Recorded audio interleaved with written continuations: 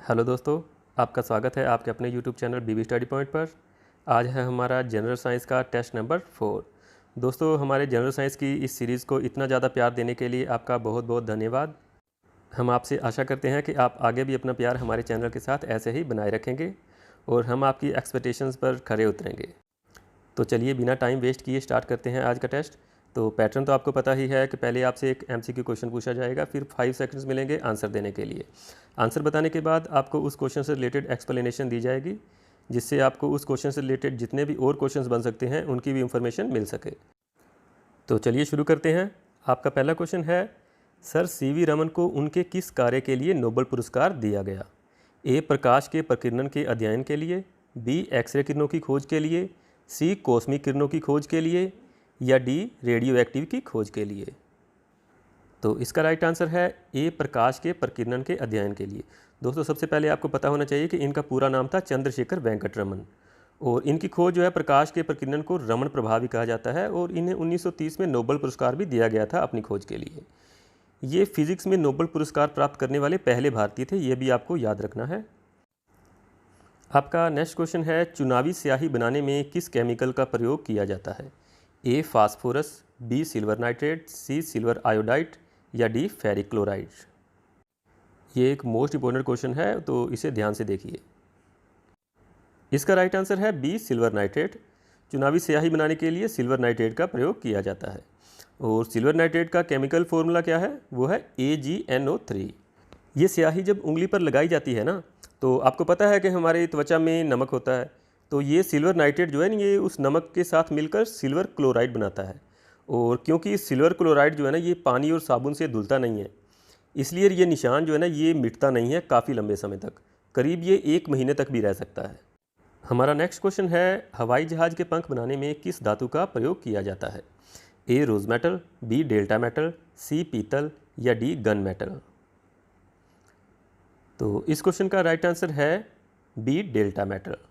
हवाई जहाज़ के पंख बनाने के लिए डेल्टा मेटल का प्रयोग किया जाता है, और डेल्टा मेटल जो है ना, ये कॉपर, जिंक और लोहा की एक मिश्र धातु है, यानी कि एलॉय है।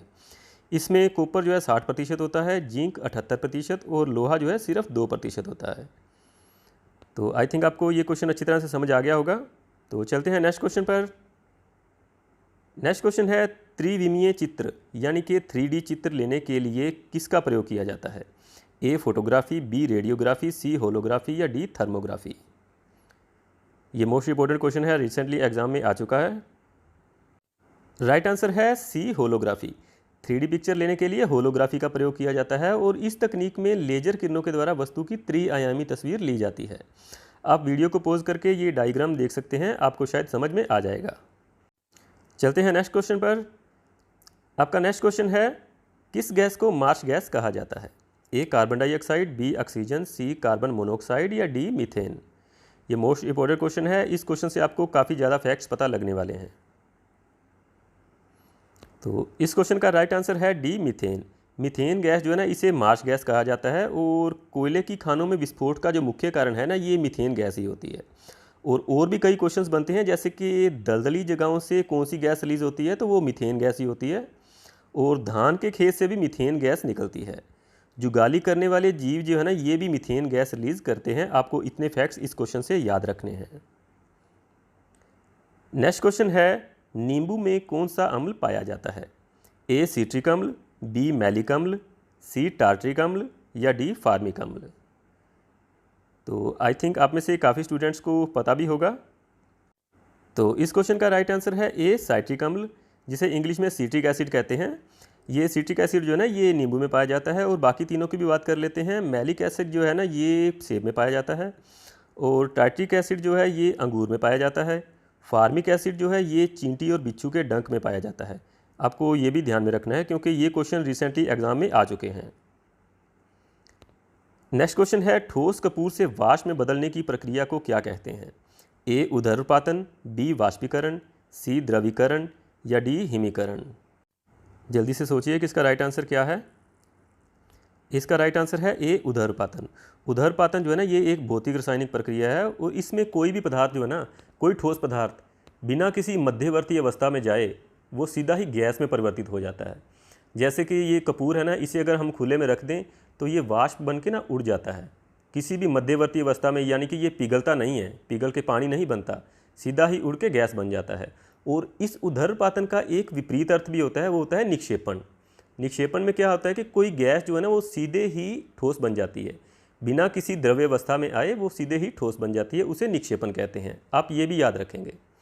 तो चलते हैं नेक्स्ट क्वेश्चन पर। नेक्स्ट क्वेश्चन है, निम्न में से किस धातु को त्वरित चांदी के नाम से जाना जाता है? ए लेड, बी मरकरी, सी एल्यूमिनियम या डी सिल्वर?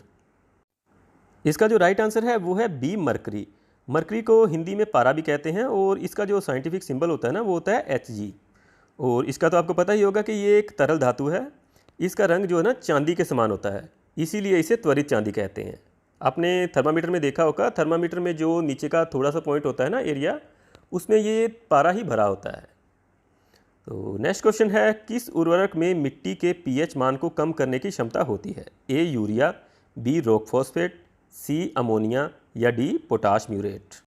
दोस्तों अगर आपको वीडियो का टाइमर कम लगे तो आप वीडियो पॉज कर लिया कीजिए। राइट आंसर है D potash muriate. Potash muriate जो है ना, इसका प्रयोग पौधों की वृद्धि और विकास के लिए किसान उर्वरक के रूप में करते हैं और ये मिट्टी के पीएच को कम करने की क्षमता रखता है और इससे मिट्टी जो है ना अम्लीय हो जाती है। आपको पता है कि जिस पदार्थ का पीएच मान 7 से नीचे होता है वो अम्लीय होता है। तो नेक्स्ट क्वेश्चन है, निम्न में से किस कांच का प्रयोग विद्युत बल्ब बनाने में किया जाता है? ए क्राउन कांच, बी पायरेक्स कांच, सी क्रूक्स कांच या डी फ्लिंट कांच? तो इस क्वेश्चन का राइट आंसर है ए क्राउन कांच। विद्युत बल्ब बनाने में क्राउन कांच का प्रयोग किया जाता है। और बाकी तीनों की भी बात कर लेते हैं। पायरेक्स कांच का प्रयोग किया जाता है प्रयोगशाला के उपकरण बनाने में, और क्रूक्स कांच का प्रयोग किया जाता है धूप के चश्मे बनाने में। और फ्लिंट कांच की बात करते हैं तो फ्लिंट कांच का प्रयोग किया जाता है कैमरा दूरबीन के लेंस बनाने में। आपको ये सभी फैक्ट्स याद रखनी है क्योंकि ये सभी क्वेश्चंस एग्जाम में बनते हैं। चलते हैं नेक्स्ट क्वेश्चन पर। नेक्स्ट क्वेश्चन है, रक्त समूह यानी कि ब्लड ग्रुप की खोज किसने की थी? A William Harvey, B Robert Peary, C William Funk या डी कॉर लैंडस्टीनर? तो इसका राइट आंसर है D Karl Landsteiner. Karl Landsteiner जो है ना, ये ऑस्ट्रेलिया के एक जीव वैज्ञानिक और चिकित्सक थे। इन्होंने 1901 में ब्लड ग्रुप की खोज की थी। और इससे रिलेटेड एक और क्वेश्चन बनता है कि रक्त के RH फैक्टर की खोज किसने की थी? वो खोज भी कार्ल लैंडस्टीनर ने ही की थी। और इनके द्वारा की गई महान खोजों के लिए इन्हें चिकित्सा के क्षेत्र में 1930 में प्रसिद्ध नोबेल पुरस्कार भी मिला था। आपको ये भी ध्यान में रखना है। नेक्स्ट क्वेश्चन है, बिजली के प्रेस को गर्म करने में किस धातु का प्रयोग किया जाता है? ए तांबा, बी जस्ता, सी नाइक्रोम या डी टंगस्टन? इंपॉर्टेंट क्वेश्चन है तो इसे ध्यान से पढ़िए। इसका राइट आंसर है सी नाइक्रोम।